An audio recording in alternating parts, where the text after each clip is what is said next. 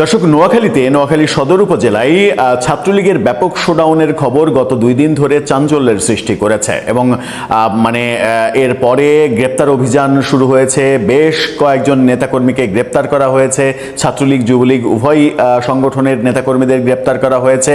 এই ঘটনাগুলো নিয়ে যখন চাঞ্চল্যের সৃষ্টি হচ্ছে, এর প্রতিবাদে বিএনপি, ছাত্রদল, যুবদল নানা ধরনের শোডাউন করার চেষ্টা করছে, তখনই ঘটনা ঘটেছে একটা অন্যরকম ঘটনা। যখন আওয়ামী লীগ একেবারেই দৃশ্যপটে নেই, যাদের রাজনীতি প্রশ্নের মুখে, নিষিদ্ধ অবস্থায় তারা কোনোভাবে আইসিইউতে টিকে আছে, ঠিক সেই মুহূর্তে আওয়ামী লীগ মাইকে ঘোষণা দিয়ে বিএনপিকে আক্রমণ করছে। এরকম ঘটনা ওই নোয়াখালীতে, ওই সদর উপজেলায়, ওই স্পটেই ঘটেছে। ঘটনা কোন দিকে যাচ্ছে? আমরা কি সংঘাতময় পরিস্থিতির দিকে যাচ্ছি? এই সংঘাত কি আমরা প্রত্যাশা করি? নোয়াখালী কি আরো বেশি উত্তপ্ত হয়ে উঠবে? এই ঘটনার পরে যে পরিস্থিতি হবে, সেই পরিস্থিতি সামাল দেয়া সরকারের পক্ষে কতটা সহজ হবে? চলুন একটু জেনে দেখি। আওয়ামী লীগ এরকম অসহায় অবস্থার মধ্যেও মাইকে ঘোষণা দিয়ে সরকারি দলের উপরে আক্রমণ করা, গাড়ি টাড়ি পুড়িয়ে দেয়া, এই ঘটনাগুলো করার সাহস কোত্থেকে পাচ্ছে? থাকবেন দর্শক। বলছিলাম, নোয়াখালীতে ছাত্রলীগের ব্যাপক শোডাউনের পরে ধর পাকড় এগুলো আমরা যখন দেখছি, তখন বিএনপির প্রতিবাদ সমাবেশ, প্রতিবাদ মিছিল এবং সেখান থেকে উৎপন্ন হওয়া সংঘর্ষ, সেই সংঘর্ষ ব্যাপক মাত্রা পেয়েছে এবং মোটরসাইকেল পুরানো, ভাঙচুর করা, এই ব্যাপারগুলো ঘটেছে এবং সেটা ঘটানো হয়েছে মাইকে ঘোষণা দিয়ে। মাইকে ঘোষণা দিয়ে আওয়ামী লীগ বিএনপির উপরে চড়াও হচ্ছে, বিএনপির নেতাকর্মীদের মারছে। এই ঘটনাটা কি আপনার কাছে বিশ্বাসযোগ্য? এই অবিশ্বাস্য ঘটনা ঘটলো কিভাবে নোয়াখালীতে? নোয়াখালীতে আওয়ামী লীগ কি অনেক বেশি শক্তিশালী, তুলনায় বিএনপি কি অনেক বেশি দুর্বল? কি ঘটলো নোয়াখালীতে? বাংলা ট্রিবিউনের এই শিরোনামটা দেখে নিন। সেখানে বলা হচ্ছে, মাইকে ঘোষণা দিয়ে ছাত্র দলের ওপরে আওয়ামী লীগের হামলা, মোটরসাইকেলে আগুন। এই ঘটনা ঘটেছে নোয়াখালী সদর উপজেলায় ছাত্র দলের নেতাকর্মীদের সঙ্গে আওয়ামী লীগ ও তাদের সমর্থকদের সংঘর্ষের ঘটনা ঘটেছে। এই সময় ছাত্র দলের একটি মোটরসাইকেলে আগুন ধরিয়ে দেওয়া হয়। সংঘর্ষে নোয়াখালী শহর শ্রমিক দলের সাংগঠনিক সম্পাদক হৃদয় সহ ছাত্রদল, যুবদলের কমপক্ষে 6 জন আহত হয়েছে। চিন্তা করা যায়, গত সন্ধ্যায় উপজেলার কালাদ্রা ইউনিয়নের 6 নম্বর ওয়ার্ড পশ্চিম সুল্লুকিয়া গ্রামে এই ঘটনা ঘটে। বর্তমানে সেখানে বিপুল পরিমাণ পুলিশও মোতায়েন করা হয়েছে। বিভিন্ন সূত্র বলছে যে বিকেলে উপজেলার উপজেলার বাধিরহাট এলাকায় নিষিদ্ধ ঘোষিত শুক্রবার বিকেলে যেটা হয়, ছাত্রলীগের মিছিল এবং মিছিলের প্রতিবাদে শনিবার গত বিকেলে জেলা ছাত্র দলের সভাপতি NBS রাসেলের নেতৃত্বে সেখানে বিক্ষোভ মিছিল এবং প্রতিবাদ সমাবেশ হয়। সেখানে থাকাকালীন তারা আওয়ামী লীগের নেতাকর্মীরা কাফনের কাপড় মাথায় বেঁধে একটি মিছিল বের করবে এমন সংবাদ পায়। মানে আওয়ামী লীগ প্রস্তুতি নিচ্ছে মিছিলের, এমন সংবাদ পেয়ে কর্মসূচি শেষে ছাত্রদলের নেতাকর্মীরা মোটরসাইকেল বহর নিয়ে ফেরার পথে ইউনিয়ন পরিষদের চেয়ারম্যান ও সাবেক ইউনিয়ন ছাত্রলীগের সভাপতি শাহাদত হোসেন সেলিমকে দেখতে পান। এ সময় চেয়ারম্যানের সঙ্গে ছাত্রদলের নেতাকর্মীদের মিছিলের কথা নিয়ে বাকবিতণ্ডা শুরু হয়, উত্তেজনা শুরু হয়। এদিকে ওই সময় উত্তেজনা যখন শুরু হয়, ওই সময় মসজিদের মাইকে চেয়ারম্যানের উপরে হামলার কথা ছড়িয়ে দিলে স্থানীয় আওয়ামী লীগ ও চেয়ারম্যানের সমর্থকরা ঘটনাস্থলে জড়ো হয়। পরে উভয় পক্ষের মধ্যে সংঘর্ষ শুরু হয়। এ সময় ইট পাটকেল নিক্ষেপ, মারামারি, ব্যাপক কিছু হয়। মোটরসাইকেলে আগুন ধরিয়ে দেওয়া হয় এবং 6 জন ছাত্রদল, যুবদলের 6 জন আহত হয়। এই যে ঘটনা, মানে এই ঘটনা ওসি তৌহিদুল ইসলাম তিনি বলেছেন, পুলিশ ঘটনাস্থলে রয়েছে। হামলা, মোটরসাইকেলে ও একটি অফিসে অগ্নিসংযোগের ঘটনা ঘটেছে। ঘটনাস্থলে পুলিশ এবং র্যাব সদস্যরা রয়েছেন। পুলিশ র্যাব সদস্য থাকবেই, এটাই স্বাভাবিক। কিন্তু আমার প্রশ্ন হচ্ছে যে ক্ষমতাসীন ছাত্রদল, যুবদল, তাদের সরকার যখন ক্ষমতায়, তখন তাদের ওপরে আক্রমণ করা হচ্ছে মাইকে ঘোষণা দিয়ে। তার মানে ওই এলাকায় ওই চেয়ারম্যান এবং আওয়ামী লীগ ব্যাপক শক্তিশালী, যে তারা মাইকে ঘোষণা দিলে প্রচুর লোকজন চলে আসে এবং সরকারি দলের উপরে চড়াও হয়। ব্যাপারটা সরকারি দলের জন্য আতঙ্কজনক যেমন, তেমনি আমাদের জন্য, আমাদের সুস্থ পরিবেশ যে এটা আমরা প্রত্যাশা করি, সেটার জন্যও আতঙ্কজনক। কারণ এই ঘটনা প্রমাণ করে যে আওয়ামী লীগের রাজনীতিকে কেন্দ্র করে দেশ উত্তপ্ত হতে চলেছে, যেটা আমাদের কারোরই কাম্য নয়। আওয়ামী লীগের উপরে নিষেধাজ্ঞা দীর্ঘায়িত হলে এই উত্তপ্ত পরিবেশ দীর্ঘায়িত হবে এবং এটা সারা দেশে ছড়িয়ে পড়তে পারে। সারা দেশে ছড়িয়ে পড়লে সরকার তার স্বাভাবিক যে কাজকর্মের গতি, সেই গতিতে ভাটা পড়বে। সরকার মানে এক ধরনের বাজে সিচুয়েশনের মোকাবেলা তাদেরকে করতে হবে এবং সিচুয়েশন আস্তে আস্তে কন্ট্রোলের বাইরে চলে গেলে তাদের জন্য বিপদ হবে। সুতরাং এখনই সরকার এটা নিয়ে আশু পদক্ষেপ নেবেন। সেই ক্ষেত্রে কোন পদক্ষেপটা নিলে তাদের জন্য সুবিধা হয়, সেটা আওয়ামী লীগের নিষেধাজ্ঞা অক্ষুণ্ণ রেখে তাদের উপরে নিপীড়ন চালানো একটা ওয়ে তারা বেছে নেবেন, নাকি আওয়ামী লীগের উপরে সাথে এক ধরনের অলিখিত সমঝোতা করে তাদেরকে এই ধরনের ধ্বংসাত্মক কর্মকাণ্ড থেকে তারা যেন বিরত থাকে, সেই কারণে তাদের রাজনৈতিক অধিকার ফিরিয়ে দেবেন। কোনটাতে শান্তি আসবে দেশে? দর্শক, আপনার কাছে সেই প্রশ্ন। 391 দিন কারাবাসের পর মুক্তি পেয়েছেন নারায়ণগঞ্জ সিটি কর্পোরেশনের সাবেক মেয়র সেলিনা হায়াৎ আইভী। আওয়ামী লীগকে নির্বাচন থেকে দূরে রাখার প্রক্রিয়ার একটি অংশ হিসেবে আইভীকে গত বছর গ্রেপ্তার করেছিল ইউনূসের সরকার। বিএনপি ক্ষমতায় আসার পর নতুন করে মামলা দেয়া এবং তারপর উচ্চ আদালতে জামিন স্থগিতের কয়েক দফা চেষ্টা করেছিল। এমনকি গত 17 মে তার মুক্তির বিষয়টি পরিষ্কার হওয়ার পর সরকার আরো 17 দিন সময় নিয়েছে আইভীকে মুক্তি দিতে। প্রশ্ন হলো, এত চেষ্টার পরও কেন সরকার আইভীকে ছাড়লো, নাকি ছাড়তে বাধ্য হলো? মানে সরকার কি বাধ্য হয়েছে, নাকি নতুন কোনো কৌশলের অংশ হিসেবে তাকে মুক্তি দিয়েছে? আবার আইভীর মুক্তির পরপরই কেন তার বাসার সামনে বসানো হয়েছে সিসি ক্যামেরা আর গোয়েন্দা নজরদারি? বিস্তারিত জানতে চলুন যাওয়া যাক বিশ্লেষণ। সেলিনা হায়াৎ আইভী 2003 থেকে 2011 সাল পর্যন্ত নারায়ণগঞ্জ পৌরসভার মেয়র ছিলেন। পরে নবগঠিত নারায়ণগঞ্জ সিটি কর্পোরেশনের টানা 3টি নির্বাচনে জয়ী হন তিনি। মোহাম্মদ ইউনূস ও তার কিচেন ক্যাবিনেট নিজেদের অনুগত ছাত্র নেতাদের সুপারিশে গত বছরের 9 মে ভোরে নারায়ণগঞ্জ শহরের নিজ বাসা থেকে তাকে গ্রেপ্তার করে। চলতি বছরের 10 মে দৈনিক প্রথম আলোতে একটি খবর প্রকাশিত হয়। খবরটির শিরোনাম ছিল, জামিন হয়, মুক্তি মেলে না, মামলার চক্করে আইভী। খবরটিতে বলা হয়, প্রথমে 5 মামলায় গ্রেপ্তার হন নারায়ণগঞ্জ সিটি কর্পোরেশনের সাবেক মেয়র সেলিনা হায়াৎ আইভী। সেগুলোতে জামিন পান। এরপর আরো 5 মামলায় তাকে গ্রেপ্তার দেখানো হয়। দ্বিতীয় দফার 5 মামলায়ও জামিন দেন আদালত। তারপর আরো 2 মামলায় গ্রেপ্তার দেখানো হয়। সেই 2 মামলায় জামিন হয়েছে, কিন্তু সরকারের চেষ্টায় প্রথমে 2 দফার 10 মামলায় হাইকোর্টের দেওয়া জামিন স্থগিত হয়। সবশেষ 2 মামলায় জামিন স্থগিত চেয়ে রাষ্ট্রপক্ষের আবেদন শুনানির অপেক্ষায় ছিল। খবরে বলা হয়, এই হচ্ছে সাবেক মেয়র সেলিনা হায়াৎ আইভীর জামিন ও গ্রেপ্তার দেখানোর চালচিত্র। যদিও 12 মামলার মধ্যে 7টির এজাহারে তার নাম নেই। 1 বছর পার হলেও তার বিরুদ্ধে করা মামলাগুলোর তদন্ত এখনো শেষ হয়নি। আইভীর আইনজীবীরা প্রথম আলোকে বলেছিলেন, একের পর এক মামলায় গ্রেপ্তার দেখানোর কারণে আইভীর মুক্তির প্রক্রিয়া বিলম্বিত হচ্ছিল।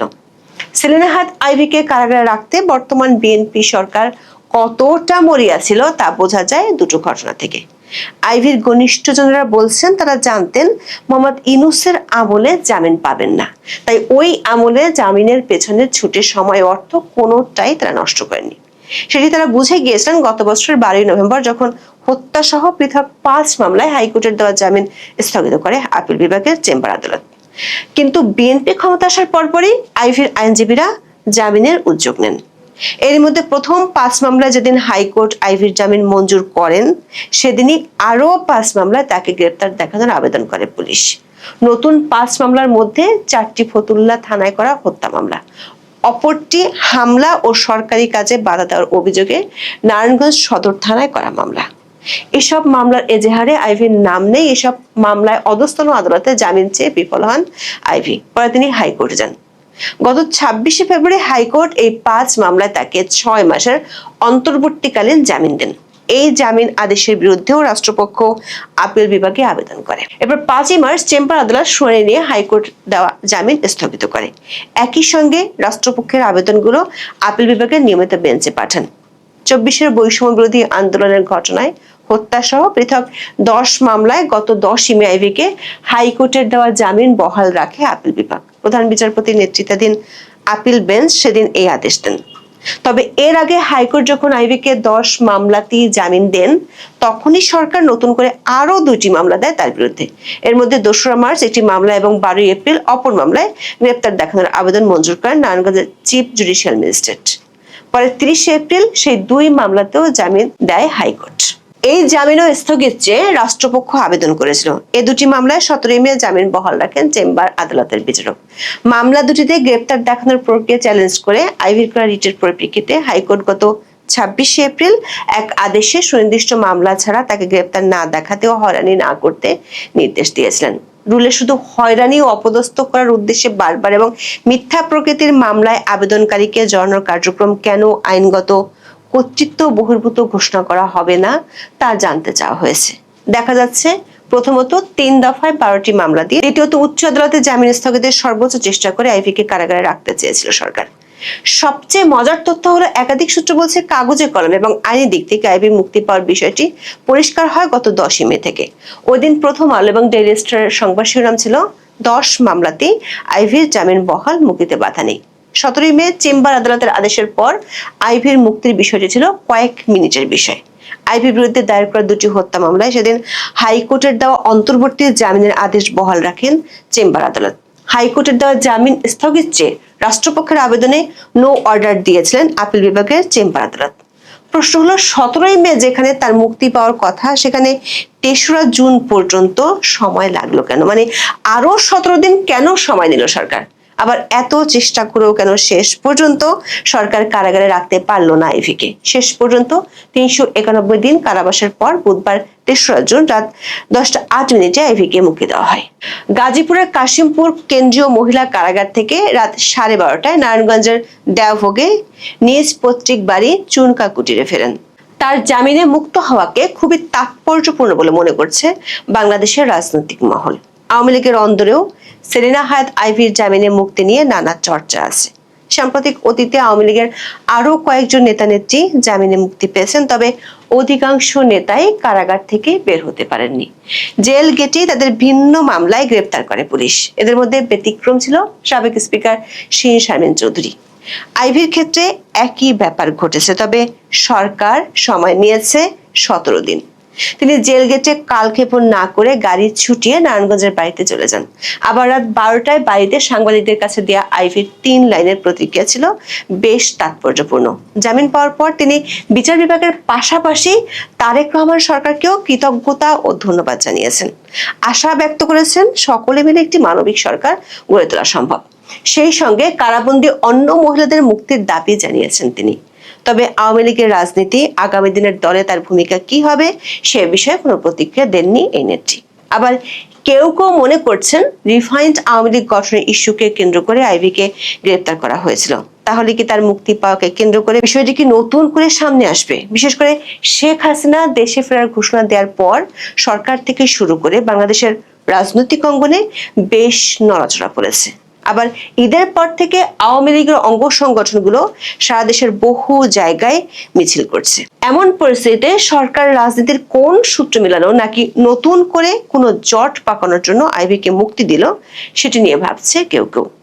আওয়ামী লীগ যখন তারেক রহমানের সরকারের বিরুদ্ধে দমন পীড়নের অভিযোগে সরব, তখন সেলিনা হায়াৎ আইভী কেন জামিনে মুক্তি নিয়ে সরকারকে ধন্যবাদ ও কৃতজ্ঞতা জানিয়েছেন তা নিয়ে শুরু হয়েছে জল্পনা। বিশেষ করে তার জামিন আটকাতেও যখন সরকার সর্বোচ্চ আদালত পর্যন্ত আপিল করেছিল, তখন সেই সরকারকে কেন ধন্যবাদ ও কৃতজ্ঞতা দিলেন এই নেত্রী, তার কোনো স্পষ্ট ব্যাখ্যা মিলছে না। তবে কোনো কোনো মহল থেকে বলা হচ্ছে এটা নিছকই সৌজন্য।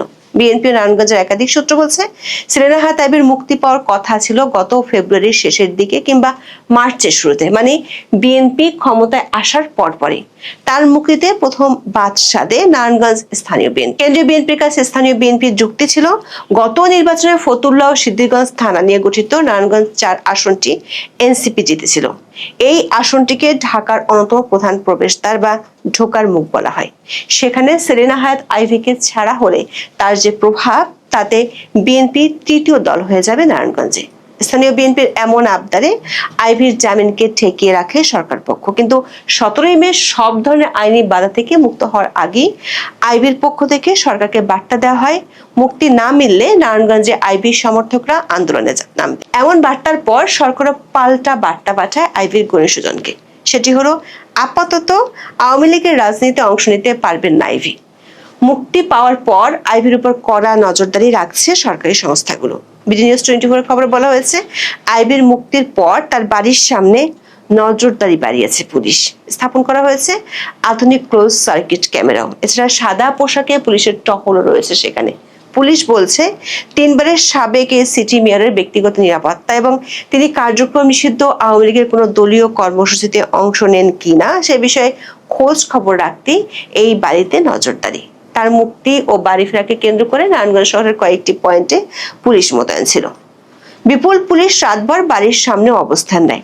রাতেই পুলিশের তত্ত্বাবধানে আইভীর বাড়ির সামনে ও আশেপাশে সড়কে সিসি ক্যামেরাগুলো স্থাপন করা হয় বলে জানান স্থানীয়রা। সাবেক মেয়রের বাড়ির পাশের চা দোকানি মোহাম্মদ সুজন বলেন, এসব ক্যামেরা এই এলাকায় আগে ছিল না, রাতে এগুলো স্থাপন করা হয়েছে। তবে আইভীর ঘনিষ্ঠজনরা বলছেন, শিগগিরই রাজনীতির মাঠে নামবেন আইভী। আনুষ্ঠানিকভাবে সামনের সিটি মেয়র নির্বাচনে লড়ার ঘোষণাও দেবেন। এখন এ পর্যন্ত। সবাই ভালো থাকুন, সুস্থ থাকুন, নিরাপদে থাকুন। দেখা হবে আগামী পর্বে।